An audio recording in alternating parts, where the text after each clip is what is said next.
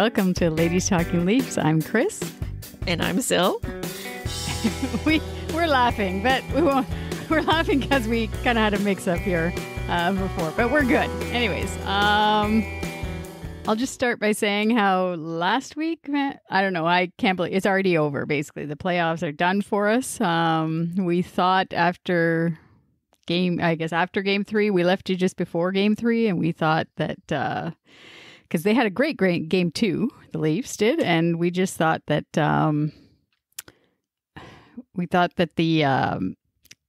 like for game 3 that we'd be fine, obviously, but now it's all over, and we're at the familiar place. I'm at my cottage here, enjoying and just reflecting on the lake, as I always do after another lost season with the Leafs.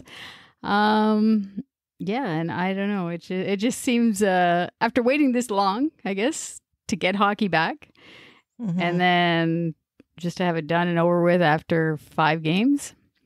Just seems kind of a bit down, but yeah, we still have lots to talk about. That's for sure. Yeah, I'd have to agree, but I guess it's a fitting end to a season that kind of was a roller coaster from the start. So I don't know why we expected that anything should resolve itself in any other way, and yeah, it's very apparent that there's still lots of work to do. And anyway, so basically what we're going to do for this episode is we're just going to kind of go over and deconstruct the last 3 games as we saw it versus the Columbus Blue Jackets from game 3 to game 5. We're going to touch a little bit on the draft lottery that unfortunately we were a part of.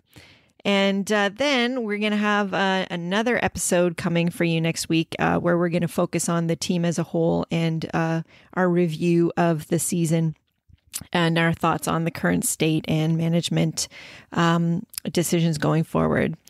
As much as it is painful, let's get to the heart of this episode.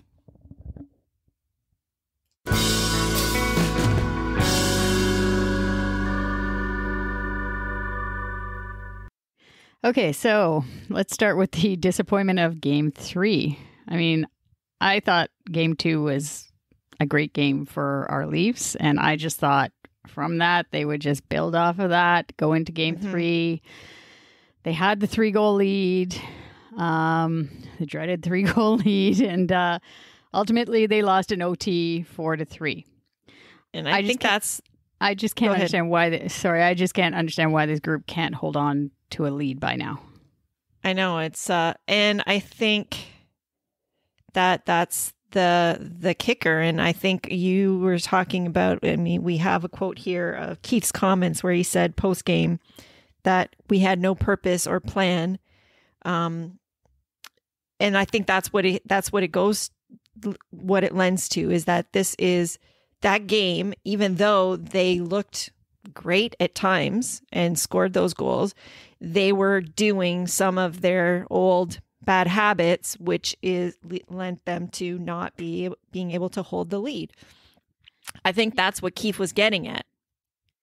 Yeah, I don't know. I was like, I just didn't, because like you said, they had a good period and a half, into the middle of the second period. Yeah. But as soon as Dubois got the first goal, because he had the hat trick that night, he got the first goal. That's also killer. Yeah. And one guy. Yeah. Yeah. We mentioned him back when we were previewing the series, we mentioned him. And once he got that goal, it's almost like they freeze up, it's just it's like they feel the energy from the fans too, even though we're not there. They just freeze up. I don't know. It's like they think, okay, yeah, the second one's coming soon. They just back off. They don't keep playing the same way. The way they need. They can't. To play. They couldn't sustain the pressure, and I don't know. Maybe they tried to see. This is the thing. Is I think that if we try to be more defensive, like to kind of hang on to a lead. That never works for us. Like to go into that, more defensive shell where we're protecting the lead. I think we always have to be on the offense, and never let up that way. Like you have to keep doing what you were doing. Like don't take your foot off the gas on that just because you're up 3-0. And try to hang on to it. Yeah, and that's basically been the problem every single year almost. With the last, I mean, I don't count the one was a bonus versus Washington to actually make the playoffs that year. But the two against Boston, like it's just like you think, like we went to the game. No, and if you think about how we lost to Boston, it was always like that. It's like Boston pretty much had to play the last 5 minutes of any of those games. And that's it. We were done for, Right. So, I don't know. Riley did get called out a little bit for sort of just kind of skating around too much. Yes. Yeah. There was also some key errors by, people pinching.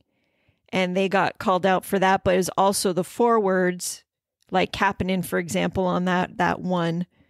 Him I'm done with. We'll deal with that in our next week. Yeah, but I'm done with him. I mean, we talked about him not on the podcast. But there are some key offensive players that we have, which we don't need to necessarily get into the details of that don't want to pick up and do their job so that we can continue to sustain proper team defense.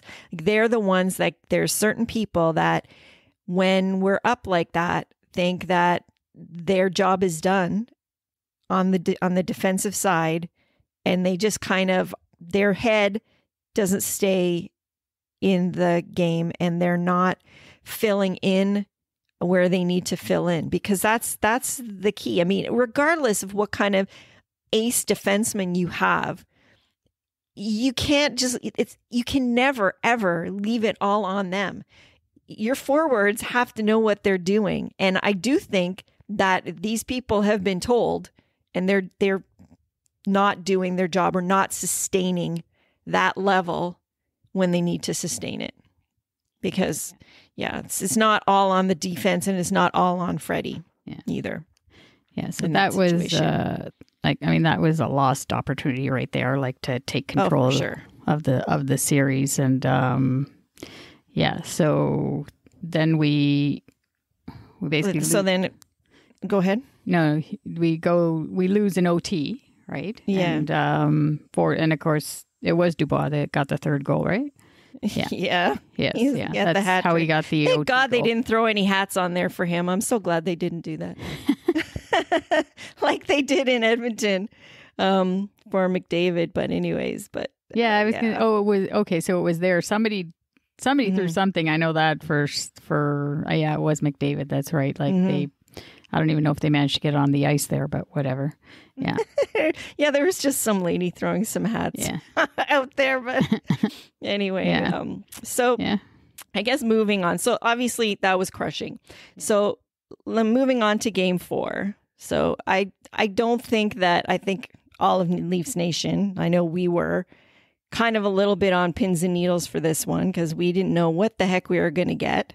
Anyway, so now we're going into game 4, which is an elimination game. So what do we expect from the Leafs going into that situation?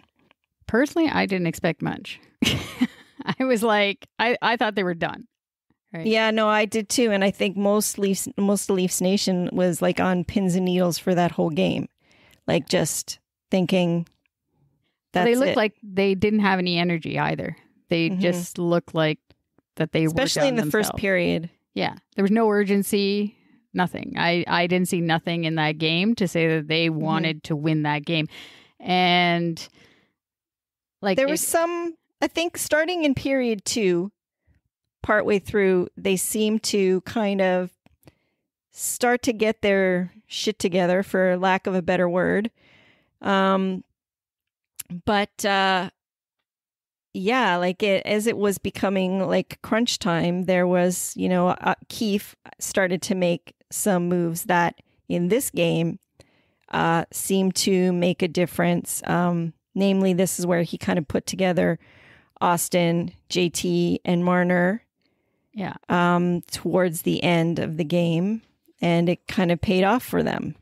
Yeah. So, I mean, I think he played them a little bit in game 2 as well. He did, but right? very game, short. Or game, yeah, like it was time. every other shift here and there kind of thing, which I was, like that part, it was fine, but you could see the chemistry between the three. I mean, obviously they're, whatever, $30 million of our salary cap, there should be chemistry there. So there should be chemistry there, urgency there. They're the three leaders, right? 2 of them have assistant captain and and our captain. But yeah, no, it definitely, like they got that one goal. It was the exact reverse of game 3. Yeah. We got the one goal, be it much later in the game, like with less than 5 minutes. And it just snowballed from there. And I was in disbelief, really. I was sitting there and I was like, how is this happening to us? Normally, does not happen to the Toronto Maple Leafs. Like, and it's always... I have to say that with the goalie pulled, they are actually one of the most dangerous teams with regards to that. They all season long, too. They capitalize on that situation. They are so good at that. I just wish that we could have that urgency all the time, because they really crashed the net during that sequence, that miracle sequence, that by the time when they actually got the second one, I actually was getting a little pissed off, because I was like, why are they doing this? Yes. Why are they doing this if they're not going to finish it, is what I was thinking. I kind of got a little bit PO'd that if they don't finish this off, that was just such a waste. Right. And it ended up that this whole game, I kind of felt that way after the game too, that, if they can really pull this off, they better make good on the next game, right? Yeah, like they were, but and you could just see even like after, like Keefe said at the end of the game, there was just so much, the most joy that he saw from those guys in his time as coach, which is a short time, obviously. But obviously us fans, we've seen everything that's gone against this team and other previous teams too, that it's always, if it's something is the worst possible scenario that's going to happen, it's going to happen to us, sort of thing, right? We could have a 2-goal lead, a 3-goal lead, 10-goal lead. It will end up losing somehow when it comes to a key game. But in this case, it was the reverse, and he saw the joy, and I just thought, wow, like maybe this is the turning point. I was thinking maybe this is something, a special team here, if they finally are getting it together. Well, that would have been a fantastic story. And I mean, thinking about, can they parlay this into, pull that momentum into the next game and parlay this into a win? Like, could they have really learned something in that moment? Right. Yeah.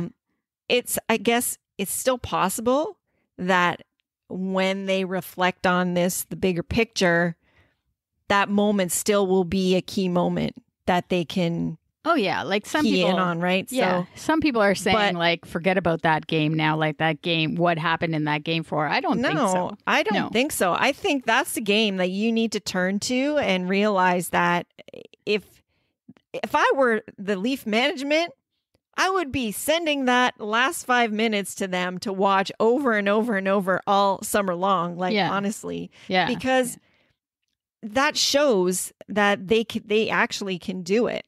Yes. If they sustain the effort. Like, and there were other people that in that scrum that actually contributed that weren't showing a lot during this series. Okay. So Willie contributed there. Hyman scored, which was huge. And he was, he scored the tying goal. And he was kind of a non-factor in this series, like not the guy that we're used to really seeing. So, it's something that I was hoping they would capitalize on it in the next game, but maybe it's not something they're going to capitalize on this season, obviously. Yeah. But it was funny with Hyman.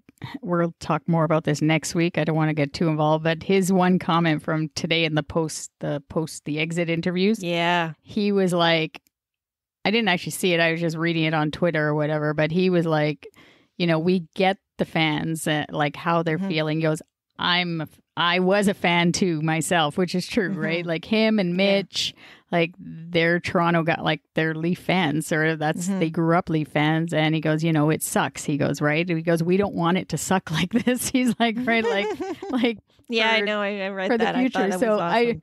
I thought that was good sort of thing, right? And that's why I don't understand this whole thing about Marner as well. But again, we won't get into that. We'll talk more about that next week and I'm sure our listeners will be listening next week too to look forward to it.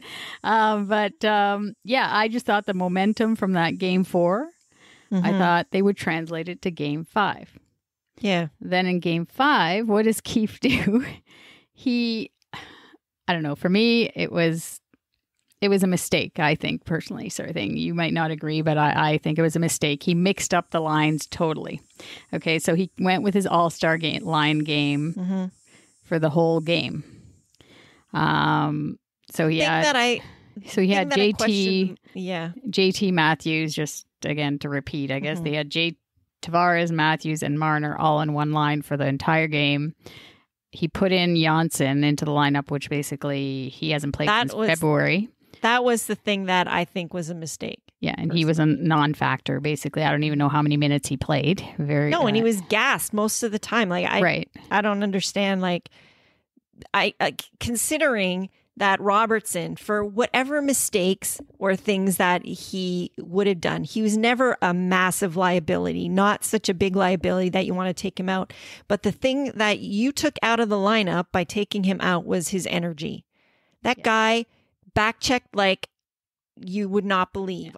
Every time he may have gotten thrown off of his man or whatever, but he was in there. So he was mixing it up on both ends, and he might have made mistakes because young players are going to make mistakes. But I don't think he was a huge liability. But you took out his energy as well. Yeah, and I know that, like Janssen, basically, obviously, he would have like had the conversation with the coach to say, "Are you ready?" Yeah. I mean, the player's never going to say he's not ready, but it's really not. No, and even Willie said that today, as well too. The that same thing. Told him that he could do it. He could play center in the case of Nylander, that he told him he could do it in. But with Janssen, it's a little bit different, being from coming back from injury. And I mean, he's not going to say he can't get in there. No, I know that there's the experience. Well, and they have their factor. history. Yes, exactly. And they have their history from the Calder Cup. And I think there's a bit of, I guess, loyalty there, giving him a shot and giving a person who's more experienced that time, because I mean, you, like they say, coach is going to err on the slightly more veteran player, and a player shouldn't lose their spot because of injury. So if he was deemed ready to go, technically, they are going to insert him. Yeah, so. I just don't get, like, going back to game 2, like that's the game basically that they were kind of, I think they played that line a little bit, but not that much, the all-star line. Yeah.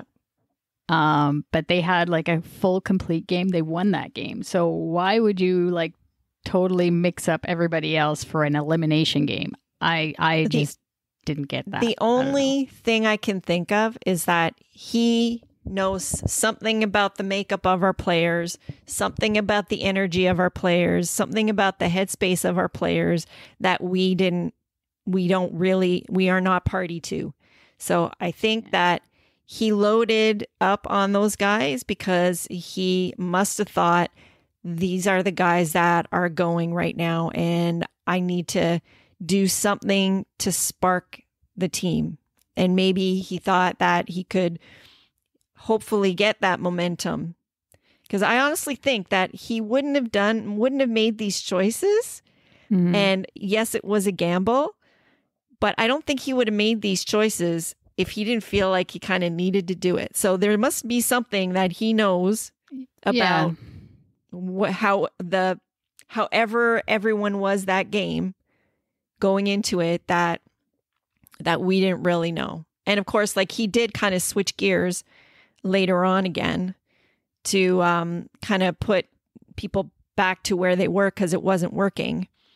But by that point it was too late, really. And the fourth line wasn't as effective that game either as it was the previous game too. So right, yeah, and you can only ask so much for the fourth line too, right? Yeah. And I mean, to get 0 goals twice in this series, like they lost the first game, I think it was 3-0 as well, and now they lost game 5, 3-0. Like it's it's mind-boggling with the talent you have as to how you can get shut out. I know, yes, gives Columbus credit, blah blah blah, and their 2 goalies played great for the series, but still, when we have that much firepower, like they should have at least got 1 by him in the game. But anyhow, I basically, once it was over, I mean, you could kind of see during the game they obviously didn't build off of that experience from game 4 to 5.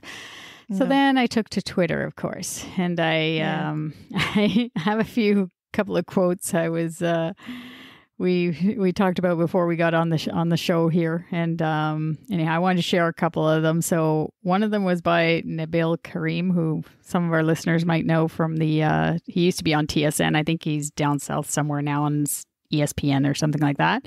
Anyways, he did a quote. He said, "Maybe 2020 isn't so bizarre after all. #Leafs." And so that was kind of funny. The other one was, "Stupid crowdless playoffs don't count anyway. *Cup," sort of thing, which is true. If we actually were to win the cup, I actually think that everybody would just say it's an asterisk anyways, like an asterisk cup, but only for the Leafs, of course, right? Only if we it counts for everybody else, though. Yeah. Yes, exactly. Yeah. And then the other one, I guess just a couple more here. One of them said, I guess they tagged Kadri. They put @43 Kadri, go get your cup. And I'm sure some of us Leafs Nation will be cheering for Naz and JVR there. Oh yeah, definitely. Like I'm cheering for all of our previous Leafs to do something to get their first Stanley Cup. I think Naz has the best shot. Although I don't know, Philadelphia is looking pretty damn good. Yeah, I was so JVR say that. Could get it too. But anyways, that would be an interesting showdown actually. Naz versus JVR. I'd like to see that. Yeah, that would be pretty good. Yeah, that could happen. Colorado, Philly. Yeah, no, it that would be pretty interesting. Yeah. And the last one I have here is somebody, I guess, tweeted, "We are going to win the draft lottery tomorrow and forget about all this." So, well, as we know, that did not happen. Dun, dun, dun, dun. Yeah, it wasn't. So each team that got bounced had a 12.5% chance to get the first overall pick, which is, I guess, supposed to be Alexis Lafreniere. I don't know. Like, I know that he's the consensus pick, but I hate that we already know that. So that kind of bugs me a little bit with the system. But anyways, that's a subject for another day. New York Rangers ended up getting the pick. I actually thought that is the way it should kind of go. But do you think it was kind of fixed because the guy dropped the New York ball a little bit soon? Yes. And then, oops, he picked it up and it ended up being that one. I'm like, yeah, I wonder. Yeah. Conspiracy theory. I don't know. It was kind of odd. I don't know. I mean, when I saw Dubas's face on because all the managers were on the Zoom thing or whatever, I was just like, oh my God. He did not want to be there. And, and I think it was like everybody is saying for the league in general to have this happen where it ended up being one of these teams, from the qualifying round that got knocked out rather than the team that actually needs it, the Detroit Red Wings. I know. It is crazy. Like that. Yeah, it's kind of shitty that way sort of thing. But as long as Edmonton didn't get it mainly, since they've had like the 4 first round draft picks. It won't make a difference for them anyways. No, exactly. So they haven't been able to do anything with the ones that they've like. I mean, this is the thing. Like, we have to put it in perspective. Like, look at the people that are not moving on. Okay. Yeah. Sidney Crosby is not moving on. Connor McDavid is not moving on. Austin Matthews, John Tavares, Mitch Marner are not moving on. Like, there's a lot of really excellent players that are not going to be part of the playoffs this year. So yeah, it's just weird. And you could argue that if it was a 7-game matchup, maybe we come out on top of that.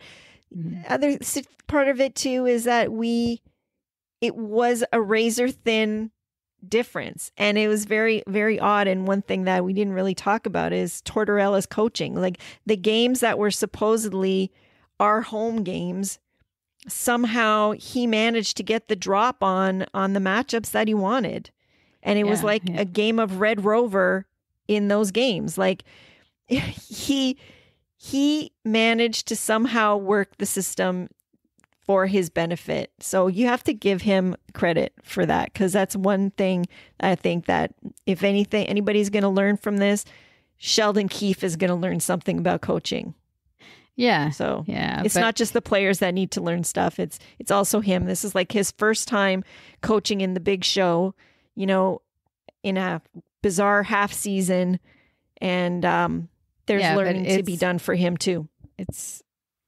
That's fine. Like, I'm good with that. But I also think it's like, why does it always have to be that our coach and our GM, or not always, but in this case it is like they're learning. It's like, we don't have time to learn. We've been waiting 52 years for a Stanley Cup. And I'm like, except that we had two people right before these guys who had all the experience in the world and couldn't bring it home either. So either way, what are you going to do? Though, I mean, we'll probably talk about this a little bit next week, maybe, but I still think, and we said this before, we thought that Lamoriello, the previous GM, should have been the guy to sign these our top 3 young guys when they were finished their entry-level contract, being Marleau, Matthews, and Nylander. He should have been kept for at least that, if it were possible, sort of thing. I don't know. I forget about the timing wise but I just think it would have been better for, and I think we agreed to it at that time, but even if we didn't, that's what I think. But anyways, that's in the past now. And so we're getting a little amped up now. So I would like to take a moment to have Leafs Nation and our listeners just kind of close their eyes for a moment and just relax. All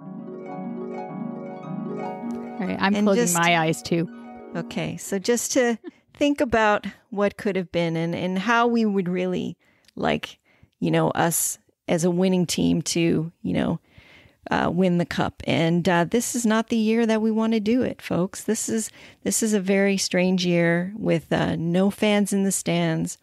I think we could all agree that we want to be there to enjoy this with all of Leafs Nation. We want to be in our, our man caves or family rooms with friends enjoying the games together. We want to be down at Real Sports. Yes, we want to be at the bar. Or at we Maple want to Leaf be Square, arm in arm, hugging people and all of that. And if we were to make it all the way, we want, what the Raptors had last year. We remember, Christine, you went to that parade. What did you say?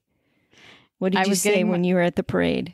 Well, I was getting myself prepped there, basically, for that. And actually, I couldn't believe that I could actually stay there for that long and wait. Mm-hmm. But it was like, for the amount of people there, like, I don't know, a lot of people said that for the Leafs, that because it's a different world today and different demographics for sports in Toronto, but they said that we wouldn't get that many Leaf fans as we did on that day for the Raptors. And I was like, yeah, sure. I said, but it's not about a competition about that anyways. But I just remember that seeing all that crowd, and I just thought to myself, like, wow, like what would it be like? Like, this is somewhat what it would be like, but it would be just at another level. Yes. So, in my opinion. So really, Leaf fans and our loyal listeners, this is not the way it's supposed to go down for us this year. I know this hurts because it hurts every year and is not a fun way to go down. But this is not the way it's supposed to happen. So when it does, we're going to all be able to enjoy it together. And we're going to celebrate like we've never celebrated before. Well, that's for sure. So, yeah. So anyway, as always, we want to thank our listeners, and we want to remind you about our anniversary contest and remind you that we're going to keep putting it out on Instagram for you guys to follow us on all the social media channels. And to enter the contest, all you need to do is follow us on Instagram, like our post, and tag 2 of your friends, and that will give you an entry. And we're going to be giving away a $50 e-gift card on our anniversary episode, which will drop in September. Yeah. And our handle, just to make sure you guys know out there, it's at LTL1917. Yeah. So that's all we got for you this time. Join us on our next podcast when we do our season in review. That's all, folks. See ya.